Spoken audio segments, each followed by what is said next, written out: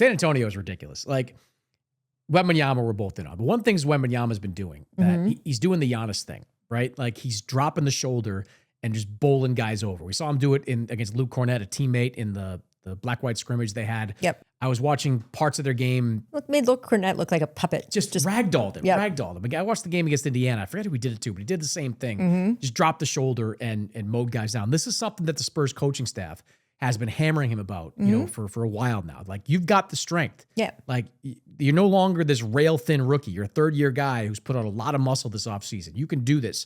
Bowl guys over. His decision-making has been better. Like, our SI's, the top 100 came out. I had him in the top 5. I think he's a top 5 player in the NBA right now. No question about it. Dylan Harper, though. Dylan Harper's the truth. That's what I'm talking about. Is the truth. Like, I know we're all excited about Cooper Flagg, and I'm among the people excited about him. Like, I think the Mavs started at point guard recently. Like, he's going to be able to do a lot of different things. He's already doing all the things. Tons of things for them. But Dylan Harper's the truth. That's what I'm talking about. The Spurs, for the last couple of months, they've been like quietly fist pumping, in San Antonio, being like, we know what we got. We know this kid can play. And watching him in the preseason, 19 years old, looking like he's 25 in terms of strength, the quick first step, the burst, the aggressiveness to finish at the rim, the chemistry is already developing with Victor Wembanyama. Like, this kid is the real deal. I think Mitch Johnson's toughest challenge in the first he's not going to have this challenge early on because De'Aaron Fox is out with that hamstring injury. But when De'Aaron Fox comes back, you got to find minutes for Dylan Harper. You're going to have to play these 3-guard lineups with Stephen Castle, who also needs to play big minutes. Like, that team is legit. I think their learning curve is going to be very short. Like, they are going to be really good really quickly, even in that conference. Well, that's why, to me, when you posit between those two teams, which is the most interesting to watch right now as you watch preseason basketball, look, for me, it's the Spurs, only because I think there's a real big swing on how good they could be with the Magic, really by virtue of, they were a team that was complete enough before Bane got there that we all know that Bane getting there, what he unlocks and what he turns them into. And the East just isn't as interesting. The path is more clear. We know where they're going to be. You think they're going to be in the conference finals. I'm curious of the other two favorites to be in the conference finals, the Knicks and the Cavs, who you think isn't getting there. I think the Knicks, I'm a little less optimistic about the Knicks, only because I got to see this new... Because you're from Boston, or no? No, I got to see this new Mike Brown motion offense in action. I think it's great in the preseason to see guys kind of flying around, dribble handoffs, no dribbles, pass. It looks great. It looks great. But I've said this before, offense was not the Knicks' problem last year. They were top 5 in offensive efficiency. You may hate the way they do it, but they were able to ground out points at an efficient rate.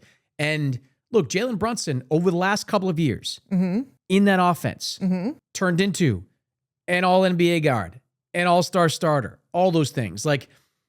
Is Jalen Brunson going to be fully comfortable in a system that might see the ball taken out of his hands more? Now, it's theoretically for the greater good. Maybe makes them more diverse in the playoffs, but I need to see that in action first. I've also been less optimistic about the Jordan Clarkson stuff. Jordan Clarkson, if this was 5 years ago, I would have been more bullish on Jordan Clarkson, but his shooting percentages have gone down as of late. Gershon Yabusele, okay, great numbers last year for a really bad 76ers team. I just need to see it. I need to see it more on the court.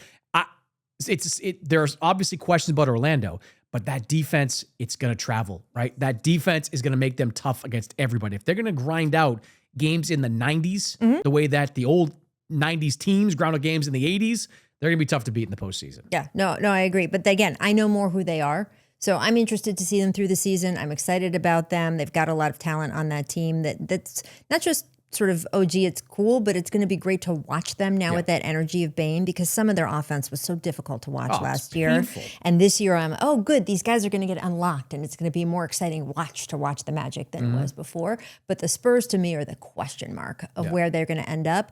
And I think they could end up taking a bigger leap this season than a lot of other people are picking them at. I agree. I could easily see them making the playoffs without the play-in. I could see them as a 6 seed, maybe in a 5 seed, if everybody can stay healthy. I'm fascinated to see what the Spurs do with those 3-headed monsters. Look, it's crazy. They just signed De'Aaron Fox to a 4-year extension. De'Aaron Fox is a really good player. He is an all-star caliber guy, but it's clear the future of this team is Dylan Harper and Stephen Castle. But that's a team where, as they're constructed right now, is not going to be the team that we eventually see, right? So they've got the capital, we already know, to make moves.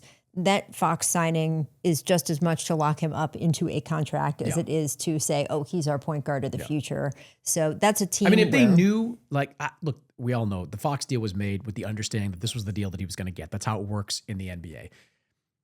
I mean, would they have done the deal if they knew they were getting Dylan Harper with that number?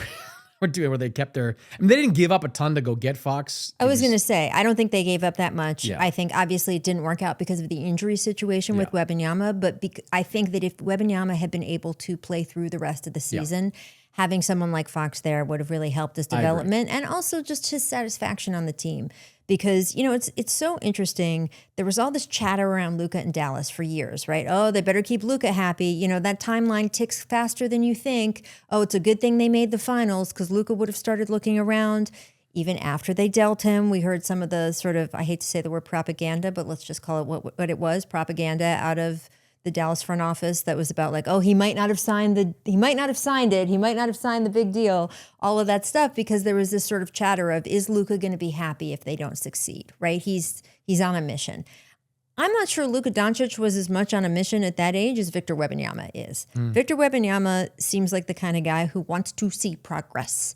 And I think that they needed to have Fox there to sort of bring that progress that was expected had he played out the rest of the season. I think that it's a contract now that, especially as the CBA, as we march forward into this new TV money era and the salary cap just keeps going up, that will be a tradable contract. I just think they know that was a move that wasn't necessarily locking in Victor Wembanyama's partner for the next 10 years. When you think about it, is there any team in the league, I would say Oklahoma City would be the only argument that has a big three you would take other than San Antonio's. And I'm just going to put Fox in. Fox, Harper, Wemby. I'm taking Victor Wembanyama. I don't care if Victor Wembanyama is playing with you and me, and you're in that walking boot that you're wearing right now. Still make a shot. That's the one I'm taking to start my team. Still make some corner threes. You know. All right.